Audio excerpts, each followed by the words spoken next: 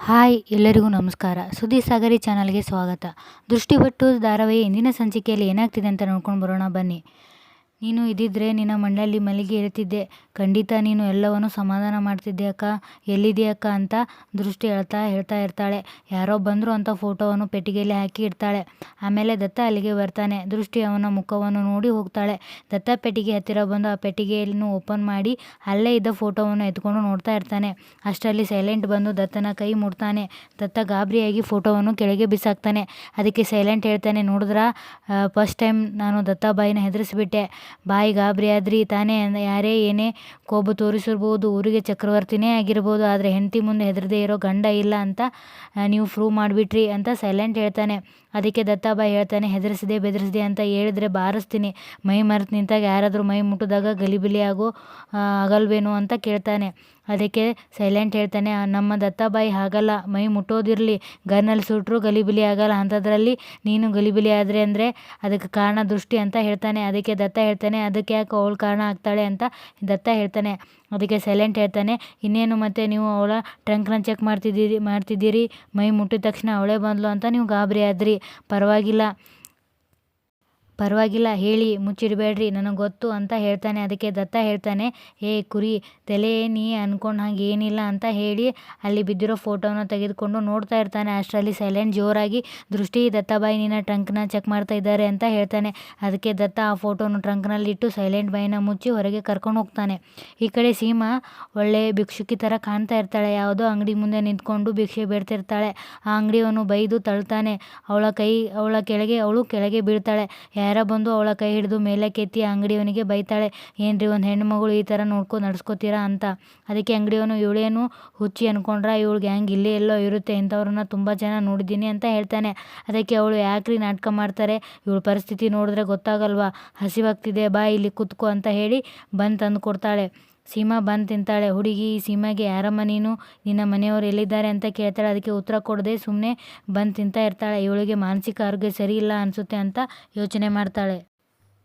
ಈ ಕಡೆ ನೇತ್ರ, ಹಾಯ್ ಚಿನ್ಮಯಿ ಅಂತ ಹೇಳ್ತಾಳೆ. ಅದಕ್ಕೆ ಚಿನ್ಮಯ ಹಾಯ್ ಅಂತ ಹೇಳ್ತಾನೆ. ತಬ್ಬಿಕೊಳಕ್ಕೆ ಹೋಗ್ತಾನೆ. ಅದಕ್ಕೆ ನೇತ್ರ ಕಣ್ಸನ್ನೆ ಮಾಡ್ತಾಳೆ, ಬೇಡ ಅಂತ. ಭಾವ, ಇವರು ನನ್ನ ಫ್ರೆಂಡ್ ಚಿನ್ಮಯಿ ಅಂತ ಪರಿಚಯ ಮಾಡಿಸ್ತಾಳೆ. ಅದಕ್ಕೆ ಬಜರಂಗಿ, ನಿಮ್ಮ ಫ್ರೆಂಡಾ ಅಂತ ಕೇಳ್ತಾನೆ. ಹೌದು ಅಂತಾಳೆ. ಅದಕ್ಕೆ ಕಿಶೋರ್, ಒಳ್ಳೆಯದೇ ಆಯಿತು ಚಿನ್ಮಯಿ, ನಾಳೆ ಇವೆಂಟ್ನಲ್ಲಿ ಯಾವುದೇ ತೊಂದರೆ ಆಗಬಾರ್ದು, ಅದು ನಿನ್ನ ಜವಾಬ್ದಾರಿ ಅಂತ ಹೇಳ್ತಾನೆ. ಅದಕ್ಕೆ ಚಿನ್ಮಯಿ, ಖಂಡಿತ ಕಿಶೋರ್ ಸರ್ ಅಂತ ಹೇಳ್ತಾನೆ. ಅದಕ್ಕೆ ಕಿಶೋರ್, ನನ್ನ ಹೆಸರು ನಿಮಗೆ ಹೇಗೆ ಗೊತ್ತಾಯಿತು ಅಂತ ಕೇಳ್ತಾನೆ. ಅದಕ್ಕೆ ಚಿನ್ಮಯ್, ಏನು ಸರ್, ದತ್ತಾಬಾಯಿ ಫ್ಯಾಮಿಲಿ ಯಾರ್ಯಾರಿದ್ದಾರೆ ಯಾರ್ಯಾರಿಲ್ಲ ಅಂತ ಇಡೀ ಬಳ್ಳಾರಿಗೆ ಗೊತ್ತು, ಇನ್ನು ನಾನು ಗೊತ್ತಿಲ್ಲದೆ ಇರುತ್ತಾ, ಅದು ಅಲ್ಲದೆ ನಿಮ್ಮ ಫ್ಯಾಮಿಲಿ ಇವೆಂಟ್ ವಹಿಸ್ಕೊಂಡಿದ್ದೀನಿ ಅಂದರೆ ನಿಮ್ಮ ಫ್ಯಾಮಿಲಿ ಬಗ್ಗೆ ತಿಳ್ಕೊಳ್ಳೋದೇ ಇರ್ತೀನ ಅಂತ ಹೇಳ್ತಾನೆ. ಅದಕ್ಕೆ ಬಜರಂಗಿ, ಒಳ್ಳೆಯದಾಯಿತು ಚಿನ್ಮಯ್, ನೋಡಿ ದತ್ತಾಬಾಯಿ ಮನೆ ಫಂಕ್ಷನ್ ಅಂದರೆ ಜನ ಸಿಕ್ಕಾಪಟ್ಟೆ ಸೇರ್ತಾರೆ. ಕೆಲವು ದಿನಗಳ ಹಿಂದೆ ನಮ್ಮ ಮನೆಯಲ್ಲಿ ಅನಾಹುತ ನಡೆದು ಹೋಗಿತ್ತು. ದತ್ತಾಬಾಯಿ ಎದುರು ಜನರು ನುಗ್ಗಲು ತಪ್ಪಿಸಬೇಕು. ಒಟ್ಟಿಗೆ ಸ್ಟೇಜ್ ಮೇಲೆ ಅಷ್ಟಿಷ್ಟು ಜನರು ಬರೋದು ನನಗೆ ಇಷ್ಟ ಇಲ್ಲ, ಹಾಗಂತ ಜನರಿಗೆ ಕೂಡ ನೋವಾಗಬಾರ್ದು ಅಲ್ವಾ, ಎಲ್ಲ ನೀಟಾಗಿ ಮ್ಯಾನೇಜ್ ಆಗಬೇಕು ಅಂತ ಬಜರಂಗಿ ಹೇಳ್ತಾನೆ. ಅದಕ್ಕೆ ಚಿನ್ಮಯ್, ನೀವು ಏನೂ ಯೋಚನೆ ಮಾಡಬೇಡಿ ಸರ್, ಯಾವ ತೊಂದರೆ ಆಗೋದಕ್ಕೂ ನಾ ಬಿಡಲ್ಲ, ದತ್ತಾಬಾಯಿ ಹೆಸರು ಕೆಡೋದಕ್ಕೂ ನಾ ಬಿಡಲ್ಲ ಅಂತ ಹೇಳ್ತಾನೆ. ಬಜರಂಗಿ, ನಿನ್ನ ಹತ್ತಿರ ಇನ್ನೊಂದು ವಿಷಯ ಮಾತಾಡಬೇಕಿತ್ತು, ಬಾ ಅಂತ ಕಿಶೋರ್ ಕರೀತಾನೆ. ಕಿಶೋರ್ ಮತ್ತು ಬಜರಂಗಿ ಆ ಕಡೆ ಹೋಗಿ ನಿಂತ್ಕೊಂಡು ಮಾತಾಡ್ತಿರ್ತಾರೆ. ಈ ಕಡೆ ಚಿನ್ಮಯ್ ನೇತ್ರ ಹತ್ತಿರ ಬಂದು, ನನಗೊಂದು ಹೆಲ್ಪ್ ಬೇಕು, ನಿಮ್ಮಿಂದ ಹೆಲ್ಪ್ ಬೇಕು, ಮಾಡ್ತೀರಾ ಅಂತ ಕೇಳ್ತಾನೆ. ಇವೆಂಟ್ ಒಪ್ಕೊಂಡಿರೋದು ನೀವು, ನಾ ಯಾಕೆ ಹೆಲ್ಪ್ ಮಾಡಲಿ ಅಂತಾಳೆ. ಅದಕ್ಕೆ ಚಿನ್ಮಯ್ ಹೇಳ್ತಾನೆ, ಯಾರ್ಯಾರಿಗೆ ಏನೇನು ಇಷ್ಟ ಅಂತ ನಿಮಗೆ ಗೊತ್ತೇ ಇರುತ್ತೆ ಅಲ್ವಾ, ಸ್ವಲ್ಪ ಸಹಾಯ ಮಾಡಿ ಅಂತ ಹೇಳ್ತಾನೆ. ಅದಕ್ಕೆ ನೇತ್ರ ಮತ್ತು ಚಿನ್ಮಯ್ ಮಾತಾಡ್ತಾ ಇರೋದನ್ನು ನೋಡಿ ಬಜರಂಗಿಗೆ ಏನೋ ಅನುಮಾನ ಬರುತ್ತೆ. ಈ ಕಡೆ ದೃಷ್ಟಿ ಒಬ್ಬಳೇ ಕೂತ್ಕೊಂಡು, ಅಮ್ಮವ್ರೆ, ನೀವು ಆಡಿದ ಮಾತುಗಳನ್ನು ನನಗೆ ಕೂಡೋಕ್ಕೂ ಬಿಡ್ತಿಲ್ಲ, ನಿಲ್ಲೋಕ್ಕೂ ಬಿಡ್ತಿಲ್ಲ. ಊರ ಜನರೆದುರು ನೀವು ನನ್ನ ಸೊಸೆ ಅಂತ ಪರಿಚಯ ಮಾಡಿಕೊಡದೇ ಇದ್ದರೂ ಪರವಾಗಿರಲಿಲ್ಲ, ನನ್ನ ಸೊಸೆ ಅಂತ ಒಪ್ಕೊಂಡಿದ್ರೆ ಅದೇ ಸಾಕಾಗ್ತಿತ್ತು ಅಂತ ಯೋಚನೆ ಮಾಡ್ತಿರ್ತಾಳೆ. ಅಲ್ಲಿಗೆ ಬಜರಂಗಿ ಮತ್ತು ರಾಜು ಮತ್ತು ಸೈಲೆಂಟ್ ಬರ್ತಾರೆ. ರಾಜ, ನೀ ಏನೋ ಮಾಡ್ತಾ ಇದೀಯಾ ಇಲ್ಲಿ ಅಂತ ದೃಷ್ಟಿ ಕೇಳ್ತಾಳೆ. ಅದಕ್ಕೆ ರಾಜ, ನನಗೇನು ಒಂದು ಕೆಲಸನಾ, ತುಂಬ ಕೆಲಸ ಇದೆ ಅಂತ ಹೇಳ್ತಾನೆ. ಅಕ್ಕ, ಯಾಕೆ ಬೇಜಾರಾಗಿದೆ ಅಂತ ರಾಜು ಕೇಳ್ತಾನೆ. ಅದಕ್ಕೆ ದೃಷ್ಟಿ, ನಾ ಯಾಕೋ ಬೇಜಾರಾಗಲಿ ಅಂತ ಹೇಳ್ತಾಳೆ. ನೀ ಮುಚ್ಚಿಟ್ರು ನಿನ್ನ ಕಣ್ಣು ಮುಚ್ಚಿಡೋಕ್ಕೆ ಆಗಲ್ಲ, ನಿನ್ನ ಮುಖದಲ್ಲಿ ಬೇಜಾರು ಗೊತ್ತಾಗ್ತಾ ಇದೆ. ಅದಕ್ಕೆ ಸೈಲೆಂಟ್ ಮತ್ತು ರಾಜು ಏನೋ ತರಲೆ ಮಾಡಿ ಡ್ಯಾನ್ಸ್ ಅದು ಮಾಡಿ ದೃಷ್ಟಿನ ನಗಿಸ್ತಾರೆ. ಈ ಕಡೆ ದತ್ತ ಹತ್ತಿರ ಹಬ್ಬಕ್ಕೆ ಬಂದು, ಯಾಕೋ ಮಗನೇ ಒಂಥರ ಇದೆಯಾ ಅಂತ ಕೇಳ್ತಾಳೆ. ಅದಕ್ಕೆ ದತ್ತ, ಏನಿಲ್ಲ ಅಮ್ಮ ಅಂತಾನೆ. ಏನಿಲ್ಲ ಅಂದರೆ ಮತ್ತೆ ಯಾಕೆ ಹೀಗಿದೆಯಾ, ಈ ಅಮ್ಮನ ಮೇಲೆ ಏನಾದರೂ ಕೋಪನ ಅಂತ ಕೇಳ್ತಾಳೆ. ಅದಕ್ಕೆ ದತ್ತ ಹೇಳ್ತಾನೆ, ಅಯ್ಯೋ ಇಲ್ಲಮ್ಮ, ನನ್ನ ದೇವ್ರ ಮೇಲೆ ಕೋಪ ಮಾಡ್ಕೊಳ್ಳೋಕ್ಕೆ ಆಗುತ್ತಾ, ಖಂಡಿತ ಇಲ್ಲ ಅಂತ ಹಬ್ಬಕ್ಕನ ಹೆಗಲ ಮೇಲೆ ತಲೆ ಇಟ್ಟು ಕಣ್ಣೀರು ಹಾಕ್ತಾನೆ. ಅದಕ್ಕೆ ಹಬ್ಬಕ್ಕ, ದತ್ತ ಯಾಕಪ್ಪ ಅಳ್ತಾ ಇದೆಯಾ, ಏನಾಯಿತು ಅಂತ ಕೇಳ್ತಾಳೆ. ಅದಕ್ಕೆ ದತ್ತ ಇದೇನಮ್ಮ ನನ್ನ ಮುಖ ನೋಡಿದೆ ನಾನು ಅಳ್ತಿದ್ದೀನಿ ಅಂತ ನಿನಗೆ ಹೇಗೆ ಗೊತ್ತಾಯಿತು ಅಂತ ಕೇಳ್ತಾನೆ. ಯಾಕಂದರೆ ನಾನು ನಿನ್ನ ಅಮ್ಮ ಕಣೋ, ಕಂದನ ಸಂಕಟ ತಾಯಿಗೆ ಗೊತ್ತಾಗುತ್ತೆ. ಏನು ಹಾಗೆ ನೋಡ್ತಾ ಇದೀಯಾ, ನಾನು ನಿನ್ನ ಹೆತ್ತಿಲ್ಲ ಹೊತ್ತಿಲ್ಲ ಅಂತನಾ ಅದು ಕೇಳ್ತಾಳೆ. ಛೇ ಹಾಗೇನಿಲ್ಲಮ್ಮ, ಅದನ್ನು ಯೋಚನೆ ಮಾಡಲೇ ಇಲ್ಲ. ನೀವು ಈ ಟಾಪಿಕ್ ತೆಗ್ದಿರೋದ್ರಿಂದ ನಾನು ಕೇಳ್ತಾ ಇದ್ದೀನಿ. ಯಾವತ್ತೂ ನಿಮಗೆ ಈ ಪ್ರಶ್ನೆ ಕೇಳಿಲ್ಲ, ಇವತ್ತು ನಿಮಗೆ ಕೇಳ್ತಾ ಇದ್ದೀನಿ, ಉತ್ತರ ಕೊಡ್ತೀರಾ ಅಂತಾನೆ.